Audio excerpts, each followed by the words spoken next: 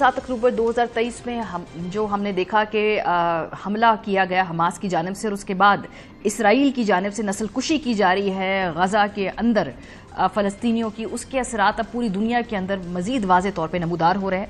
बरतानवी खबर इदारे रॉयटर्स के मुताबिक हफ्ते की सुबह 2:15 पर इसराइल ने ईरान पर कई फ़िज़ाई हमले किए, जिसके नतीजे में 2 ईरानी फ़ौजी जान से गए हैं। AFP के मुताबिक इसराइली फ़िज़ाई हमलों ने तेहरान, शिराज, इस्फहान और कराच शहरों पर टारगेट को निशाना बनाया, जिसमें इमाम खुमैनी इंटरनेशनल एयरपोर्ट और पासदारान इनकलाब समेत दीगर फौजी अड्डों को भी निशाना बनाया गया है। AFP के मुताबिक इसराइल ने शाम के दारुल हुकूमत दमिश्क और इराक के कई शहरों में भी मुतअद्दिद फौजी तंसीबात को निशाना बनाया है, जबकि ईरानी हुकाम ने इसराइली फ़िज़ाई हमलों की तस्दीक करते हुए बताया कि तेहरान में फौजी अड्डों को निशाना बनाया, जिससे महदूद नुकसान हुआ है। और इसके बाद हम देख रहे हैं कि ईरान की जानिब से किसी न किसी तरीके का रद्द अमल एक्सपेक्टेड है।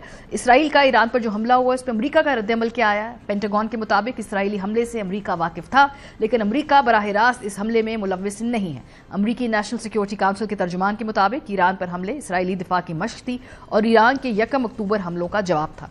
AFP के मुताबिक अमरीकी हुकाम ने ईरान को खबरदार किया है कि वो इसराइल पर मजीद हमले बंद करे, ताकि तशद्दुद के सिलसिले को मजीद शिद्दत इख्तियार किए बगैर ख़त्म किया जा सके। पाकिस्तान का रद्द अमल क्या है? पाकिस्तान की वज़ारत ख़ारजा ने अपने बयान में कहा है कि इसराइली फ़ौजी हमले ईरान की खुद मुख्तारी और इलाकाई सालमियत के खिलाफ और अक़वाम मुत्तहिदा के मंशूर और बैनुल अक़वामी कानून की शदीद खिलाफ वर्जी हैं। चूँकि बिल्कुल हमारे नेबरहुड में इस वक्त ये हो रहा है, इस पर बात करेंगे कि पाकिस्तान के लिए कितनी तशवीश की बात है, क्या कोई किरदार पाकिस्तान अदा भी कर सकता है इस वक्त। एजाज चौधरी साहब, साबिक सेक्रेटरी खारजा, हमारे साथ मौजूद हैं। एजाज साहब, जाहिर सी बात है, जब कल लेट नाइट खबर आई तो पाकिस्तान के अंदर भी लोगों में बड़ी तशवीश पाई जाती है। ईरान बिल्कुल हम उनके साथ बॉर्डर शेयर करते हैं, अगर ये तनाज़ा यहाँ तक आ गया है, उसके बाद ईरान रद्द अमल भी दिखाएगा, तो हमारे लिए कितनी तशवीशनाक बात है? क्या शुड वी बी वरिड? देखिए, इस हद तक तो पाकिस्तान के लिए बहुत तशवीश है कि जिस तरीके से फ़लस्तीनियों को, नहाते फ़लस्तीनियों को लिहाज से मारा जा रहा है गजा में, और एक एथनिक क्लिनजिंग हो रही है, बाकायदा वहाँ पे जेनोसाइड हो रहा है, आपने नस्लकुशी का लफ्ज़ इस्तेमाल किया। ये तो बहुत ही तकलीफ दे है, सिर्फ पाकिस्तान के लिए, सारी दुनिया के लिए ये बहुत ही, और इसमें बड़े एहतजाज भी हो रहे हैं, उस हद तक तो बहुत। लेकिन जिस तरीके से ईरान को इसमें लपेटा गया है, इसराइल ने किया है, वो साफ नजर आ रहा है कि वो उस तनाज़ा में जिस पे उस पे आलमी दबाव बढ़ता जा रहा है, उससे वो किसी हद तक तवज्जो हटाने के लिए उसने ईरान को रोक इन किया है। एक तो वजह सॉरी बनती भी है, क्योंकि जो बहुत सारी प्रॉक्सीज हैं, एक लिहाज से उनको कहा जाता है कि वो ईरान की प्रॉक्सीज हैं, यानी हमास को उनकी मदद हासिल है और ये जो हिजबुल्लाह को भी। लेकिन ईरान के साथ जिस तरह उनको लपेटने की कोशिश की गई है, वो बुनियादी तौर पर उस दबाव से तवज्जो हटाने की कोशिश की है जो उन पर पड़ रहा था। वो तो ये रहा है कि ये इसराइली कहते हैं कि ये हमारा, जैसे कहते हैं, रिएक्शन है, लेकिन रिएक्शन तो नहीं था, ये तो उनका, देखिए, जो हमास ने 7 अक्टूबर को किया था वो रिएक्शन था उसका, जो उन्होंने वहां पे एक अपार्थाइड रेजिम कायम कर रखी थी।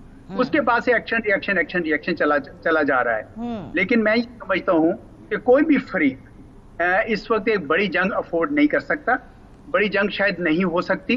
उसकी वजह यह है कि अमेरिका भी नहीं चाहता, उसके पूरे अड्डे यहाँ पे मौजूद हैं इस इलाके में और ईरान की रेंज के अंदर हैं। ईरान भी नहीं चाहता कि क्योंकि वो इसराइल और अमेरिका मुकम्मल तौर पर जुड़े हुए हैं, तो वो इतनी बड़ी जंग शायद नहीं अफोर्ड कर सकेगा।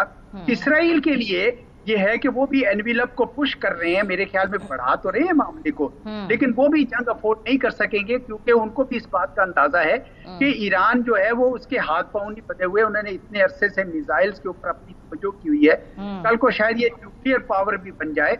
तो मेरा नहीं ख्याल कि वो इतना ज्यादा करेंगे कि अमरीकी जो सारे की सारी जो तंसीबात हैं इलाके में हैं वो खतरे में आ जाएं। तो मैं उस जंग को बहुत फैलता हुआ नजर नहीं आ रहा मुझे। मैंने देखा कि ईरान ने खुसूसन बड़ी एहतियात के साथ कैलकुलेटेड मूव किए हैं, और इजराइल ने भी, आपने देखा कि बहुत ही कैलकुलेटेड मूव किए हैं। उन्होंने ऑयल इंस्टॉलेशंस अवॉइड की हैं, उन्होंने न्यूक्लियर इंस्टॉलेशंस अवॉइड की हैं, क्योंकि ईरान की तरफ से वार्निंग तंबीह बड़ी सख्त थी कि इसके बाद तो फिर इलाके में नो होल्ड्स बार्ड।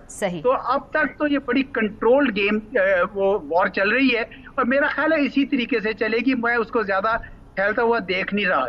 सही। और कोई किरदार पाकिस्तान इस ज़िम्न में अदा कर सकता है या नहीं? पाकिस्तान इस मामले में एक छोटा प्लेयर है, जो बड़ी आलमी ताकतें हैं जब वो ही फेल हो गई हैं तो फिर ठीक है, हम भी बैठकर साथ में wait and watch side line से देख रहे हैं कि भाई इसका क्या लॉजिकल कंक्लूजन होगा।